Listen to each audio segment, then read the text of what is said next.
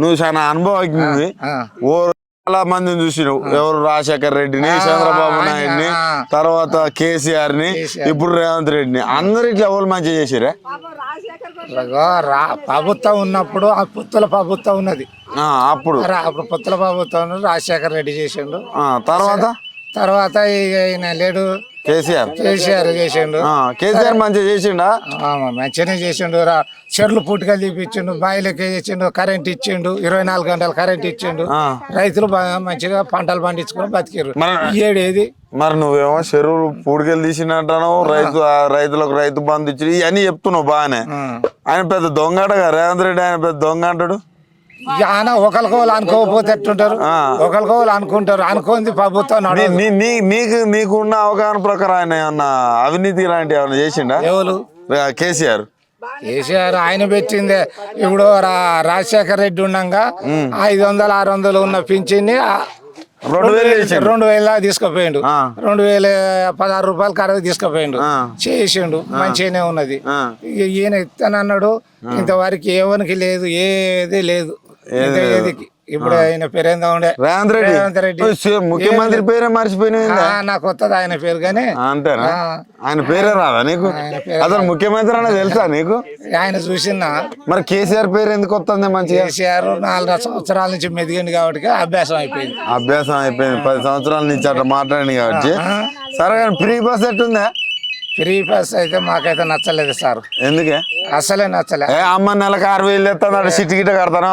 అదేనా ఇగో 7 పిల్లల పంచాయతీ పెట్టుకుంటే ఆదల బాధల సంచి చదువుకొని పోయటానికి లాభం. అంతేనా? ఎందుకో ఆదల బాధ కాదని పోతా అదే పిల్లం పోయేతా అంటేనే ఉరుకుతాడే గుంజుకొచ్చుకుంటారు. ఏది ఫ్రీ బస్ ఈ డాకానికి సూదేపించుకుని ఆయన మొగన్ మీద బదనాం చేసి అట్లా ఉరుకుతానే జనం పబ్లిక్ గలీజ్ అయ్యారు. ఫ్రీ బస్ అయితే గలీజ్ అయింది. ఫ్రీ బస్ కొంపలు కూలే లెక్కగా నేను చెప్తాను డైరెక్ట్. మళ్ళీ నన్ను ఆయనకి అడిగినా నేను అటు సమాధానం. సరే ఇంకొకటి చెప్పే, ఈ 2500 వస్తారా అమ్మకు?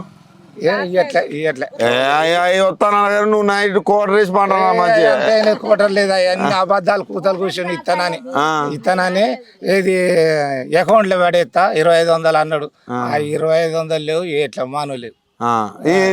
కరెంటు ఉచిత కరెంట్ మొన్న వచ్చింది ఏదో బిల్లు.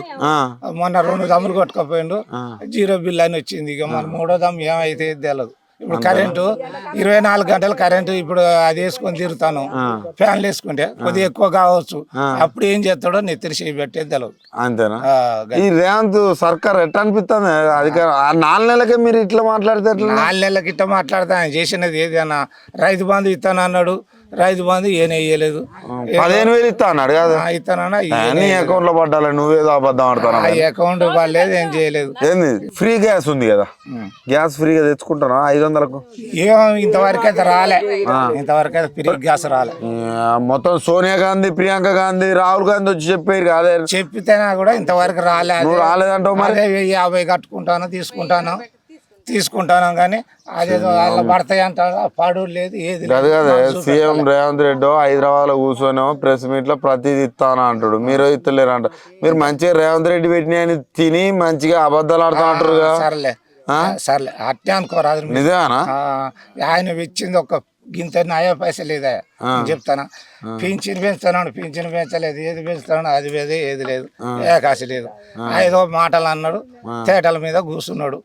చప్పున ఏంటంటే ఏదో అప్పుడు కనుక ఈ ప్రభుత్వం మారి చూసినావా, టీఆర్ఎస్ మారి మాకు అందరూ ఐక్యతగా కావాలి, మాకు ఈడగ తీయాలి పార్టీ అని ఎడదీసినట్టుగా సప్పున మళ్ళీ అటే మారారు. గొర్రె కనుక బాయిలో దూకినట్టుగా అందరూ అలానే దూకారు కాంగ్రెస్ లో. ఇప్పుడు నోరెల్లా పెడతారు. ఇదంతా ఆయన ఏదో చేస్తాడని అలా దూకిర్రు, ఇప్పుడు ఏం చేయబోతారు నోరెల్లా పెట్టిర్రు. పెద్ద ఇబ్బంది ఉంది రైతులకి. అవునవును, మర్చిపోయినా రైతుల ముచ్చట, నువ్వే చెప్పాలి. ఓట్లకు 500 బోనస్ అన్నాడు. లేదు బోనస్ లేదు, ఇస్తాను 3000కి అమ్ముతాను. కింటా ఎంత అమ్ముతాను? ఏం లేదు, 2200 అంటే 500, 2700 ఇస్తారా? ఇస్తలేదు. ఎంతవరకు షెస్ట్ కాలేదు. ఇంకా కాలేదు సెట్ కాలే ఉన్నది వాస్తవం. అన్ని ఉత్తమ ముచ్చట్లు అవుతాయి మొత్తం. చేస్తాను అని అంటాడు, అది అలా కమలు కాలేదు, ఏం కాలేదు. ఓకే సరే మంచిది మంచిది.